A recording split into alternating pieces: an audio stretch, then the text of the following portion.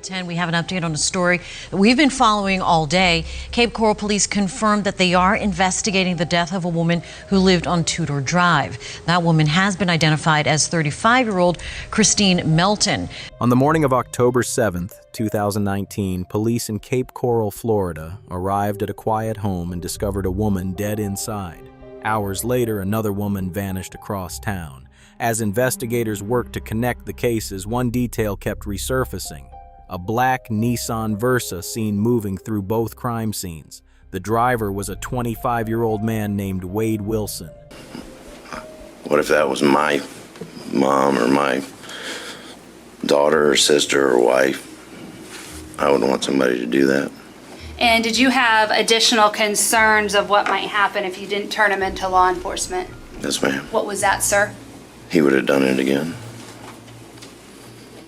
What began as a suspicious death quickly turned into a manhunt tied to 2 murders, a surviving victim, and a series of confessions that left even seasoned investigators shaken.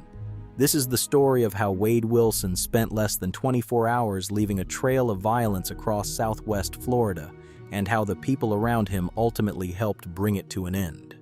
The night of October 6th, 2019 began like an ordinary evening in Fort Myers. Melissa Monz and her boyfriend of 6 months, Wade Wilson, went out for drinks and live music. By the end of the night, Melissa no longer had her car, and by the next morning, she was agreeing to meet Wade again under circumstances that already made her uneasy. She chose to meet him at her workplace, in public, with a friend nearby. When Wade arrived in a black Nissan Versa she did not recognize, the encounter quickly spiraled, drawing the attention of bystanders and prompting multiple 911 calls. Melissa's testimony would later give investigators their first detailed account of Wade's behavior that morning. Once he realizes that the threads were becoming, I was getting away from him and he was still holding onto the dress, he opens the car door, obviously forgets to put it in park. The car starts to roll forward. He tackles me to the ground. The car grazes both of our legs and I'm pummeled to the ground. How hard did he push you to the ground? I'm sorry, I don't recall. This is also fast and he's very heavy and I'm 5'2", he's 6'6", so. Now, what happens after you are pushed to the ground? I start to get beat. Describe what you mean when you say he was beating you. It all went so fast and so slow, whether it be punches, slapping, choking, that kind of nature. Yes. Melissa managed to escape and get help. When Fort Myers police arrived at 8:48 a.m., investigators focused on the black Nissan Versa Wade had fled in, quickly discovering that the car was registered to a 35-year-old Cape Coral woman named Christine Melton. Officers went to Christine's home on Tudor Drive to check on her welfare, but by the time they arrived, another agency was already at the scene. Christine Melton had been found dead inside her home, and the missing vehicle from her driveway was the same one tied to the attack on Melissa just hours earlier. What had initially looked like an isolated incident was now part of something far more serious. Cape Coral police opened a homicide investigation, and the search for Wade Wilson intensified. Later that day, a Fort Myers police officer spotted Wade in the parking lot of a restaurant, still driving Christine Melton's Nissan Versa. At that point, investigators were still trying to piece together the full scope of what had happened. The officer approached carefully and attempted to detain him without force. For a few moments, Wade appeared calm and cooperative. Then the encounter shifted abruptly. Let me see the keys to the car. Keys. Keys. Wait, we're not going to have any problems. Just give me the keys to the car.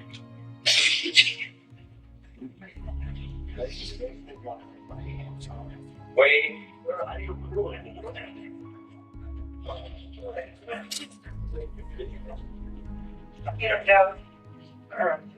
Just wait till my partner gets here.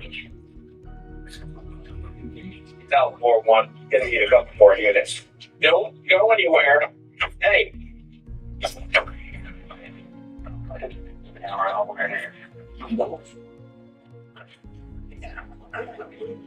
Wade disappeared again, driving deeper into Cape Coral before stopping at a business owned by a man named Josh, someone he only vaguely knew. Wade asked him for money to leave town. During the conversation, he said something disturbing enough that Josh immediately stepped outside and called 911.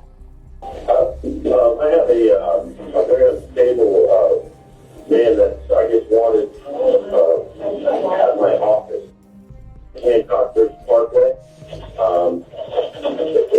He's got tattoos, he's short-lived, he's killed some people, and he just hurt a girl in Hancock Bridge Parkway.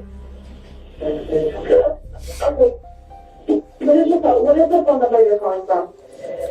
239. Okay, tell me exactly what happened. The gentleman's name is Wade something. I have no idea.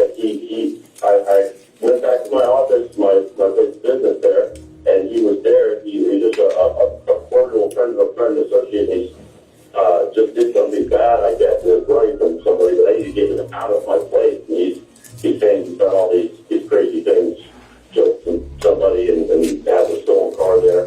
It's very odd. Very, very odd. While officers searched for Wade, another case was unfolding nearby. Diane Ruiz, a 43-year-old mother of two, had failed to report for her shift at the local Moose Lodge.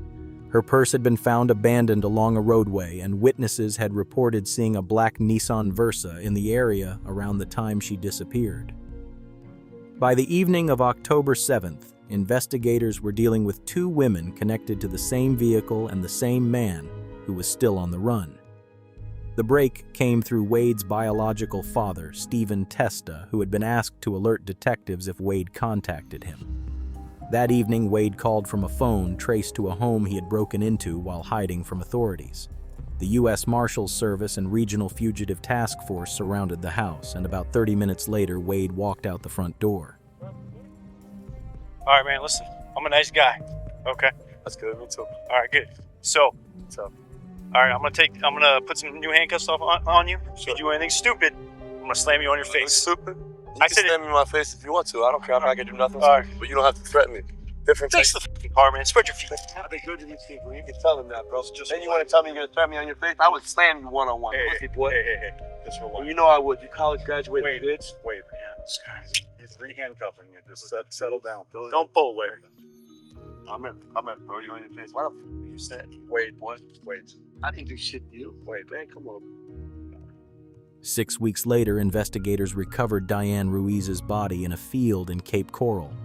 Prosecutors then formally announced that Wade Wilson had been indicted on 2 counts of first-degree murder.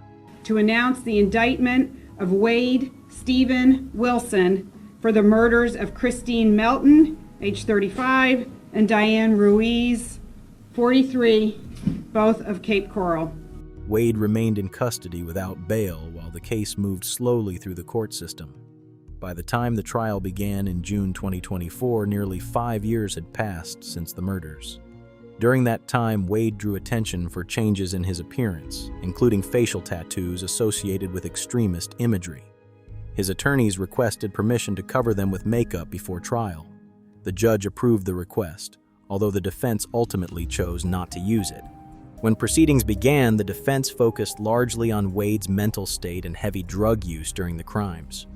Prosecutors, however, centered their case on something else entirely: the number of people Wade had allegedly confessed to, and the level of detail he gave them afterward. One of the most important witnesses was Stephen Testa. Wade had only reconnected with his biological father as an adult, and their relationship remained distant for years. But on the night of October 7th, Stephen received a series of phone calls that would later become key evidence in court. In his testimony, Stephen described hearing Wade speak about the victims in a way that deeply unsettled him. He just told me, he did something. There was 2 people gone that would not be back. He said, I'm a killer. I just told him to call me back. I just thought it was another story, As the calls continued, Wade became increasingly explicit about what had happened, beginning with Christine Melton. At a bar, they went back to her house, hung out for a little bit, and then she fell asleep. What did he say happened after she fell asleep? He said he got on top of her and choked her. What name did he call her? Did he refer to her in a derogatory term? He said, I choked that bitch. Okay. And what did he say he did after he choked her?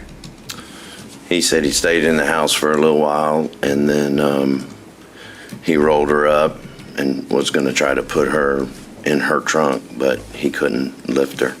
Did he say why he was unable to put her in her trunk? He said that he felt like rigor mortis had started to set in.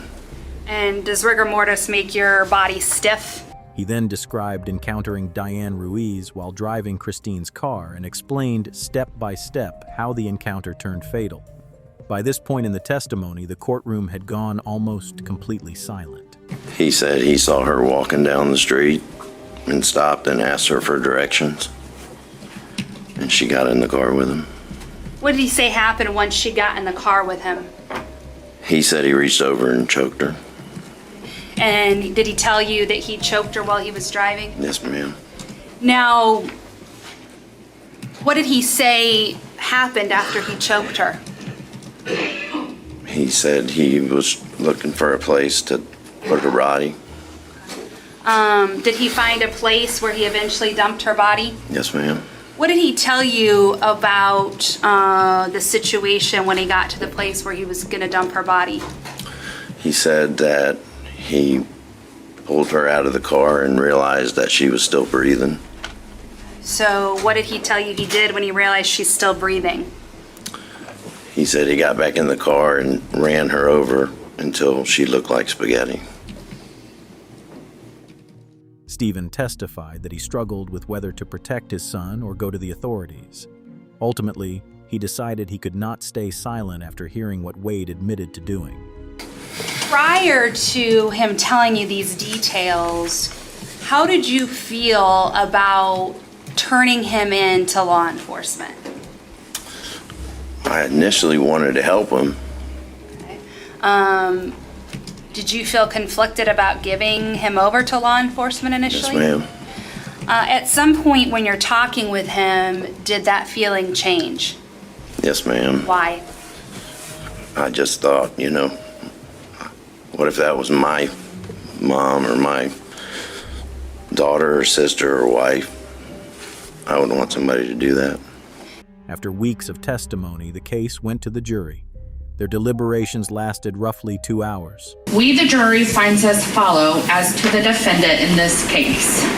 Count 1, first-degree murder, Christine Melton. The defendant is guilty of first-degree murder. Count 2, grand theft motor vehicle. The defendant is guilty of grand theft motor vehicle. Count 3, battery. The defendant is guilty of battery.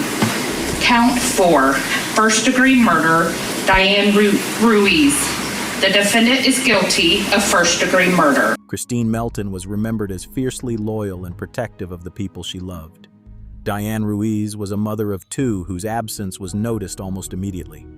What stayed with investigators and jurors was not only the violence of the crimes, but the way Wade Wilson spoke about them afterward, calmly, without hesitation or remorse. Melissa Monz survived and testified. Josh called 911 after hearing what Wade told him. Stephen Testa chose to cooperate with investigators despite knowing it would help convict his own son.